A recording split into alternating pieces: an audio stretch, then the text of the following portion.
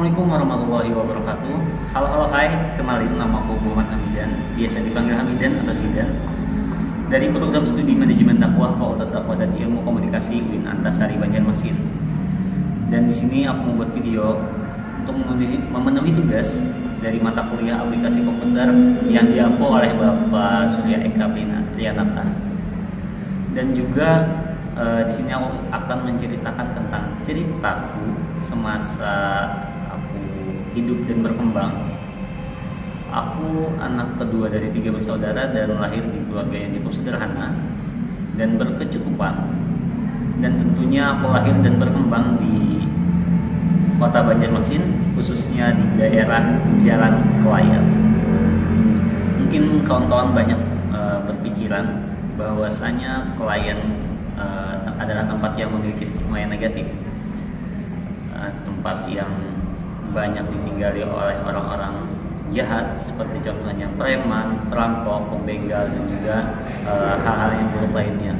Tetapi aku ingin menceritakan apa sih keunikan atau bedanya Kelayan itu, dan aku tidak akan menceritakan tentang indahnya Kelayan, perkembangan zaman yang modern di Kelayan, karena memang pada dasarnya perkembangan zaman modern di Kelayan masih kurang dan bisa dibilang lambat dalam perkembangannya. Dan juga apabila kita berbicara tentang indahnya Kelayan, ya bisa dilihat Kelayan merupakan tempat yang lumayan banyak penduduk, padat penduduk, satu rumah dan satu rumah ke rumah yang lain bisa dibilang tidak ada selat, dan juga memiliki jalan yang datarannya cukup rendah yang sering di daerah titik-titik tertentu rawan terjadi banjir, kebakaran, dan juga yang lainnya. Dan bisa dibilang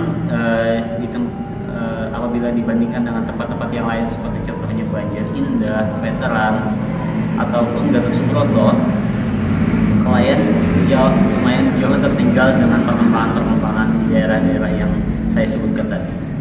Jadi di sini saya ingin menceritakan tentang perubahan karakteristik masyarakat di Kelayan.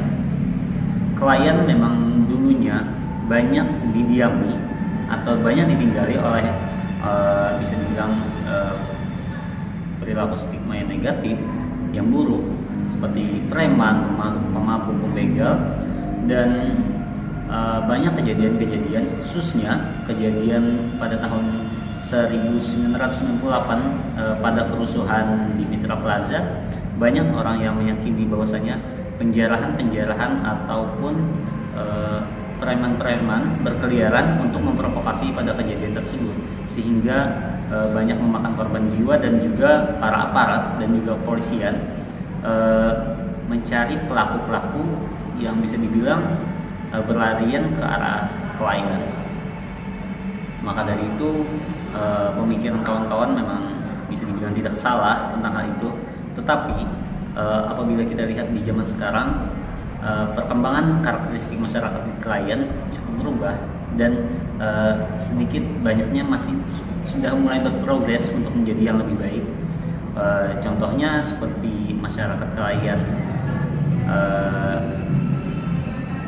sudah mulai agamis, dan juga apabila kita telisik lebih dalam, dan kalau kawan-kawan juga berada di Kelayan, mungkin lingkungan kawan-kawan sekitarnya banyak orang-orang berpendidikan.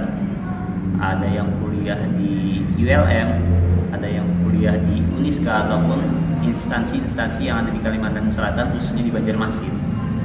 Dan keagamisan masyarakat Kelayan bisa dilihat dari banyaknya pengajian-pengajian dari satu gang ke gang yang lain, ataupun dari masjid satu dan yang masjid lainnya. Khususnya yang pengajian yang bisa dibilang banyak diikuti oleh masyarakat Kelayan, yakni masyarakat majelis yang ada di Gang Gembira di Jalan Kelayan B, dekat Jembatan 2 atau Jembatan 3, yakni majelis Guru Komarudin, atau bisa dibilang dengan Guru Busuk.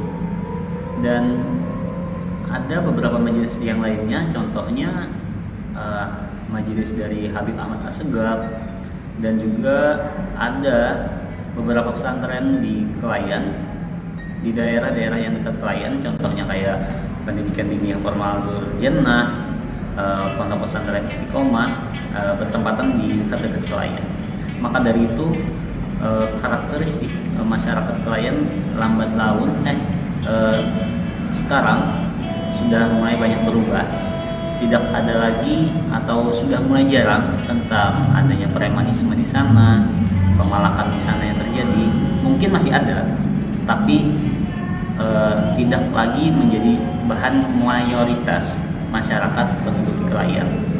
Dan kalau kita berbicara tentang pendidikan, di tempat saya ada salah seorang dosen Fakultas Usuluddin, yakni Dr. Zikri Nirwana. Beliau lahir dan juga berkembang sampai sekarang, mungkin sudah pindah tempat tinggalnya, yakni di Klayan juga.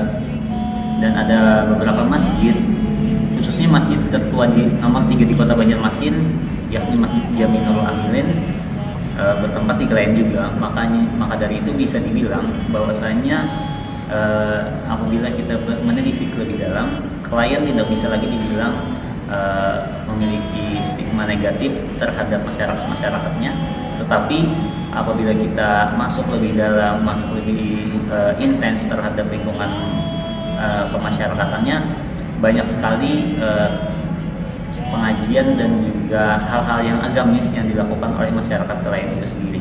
Dan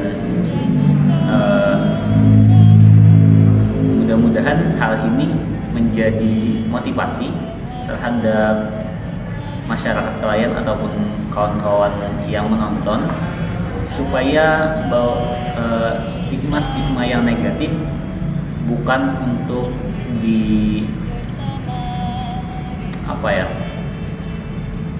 dibingungkan ataupun menjadi ketersinggungan bagi kita, tapi itu menjadi bahan motivasi bagi kita untuk bisa kiranya berubah dari stigma-stigma negatif menjadi kesuksesan di masa yang akan datang. Karena akan lebih menarik jika emas berada di tumpukan sampah. Mungkin itu saja penjabaran tentang karakteristik masyarakat di Klayan yang sudah mulai berubah. Salah hilaf mohon maaf. Sekian, terima kasih. Wassalamualaikum warahmatullahi wabarakatuh. Halangi istirahat tenang, kini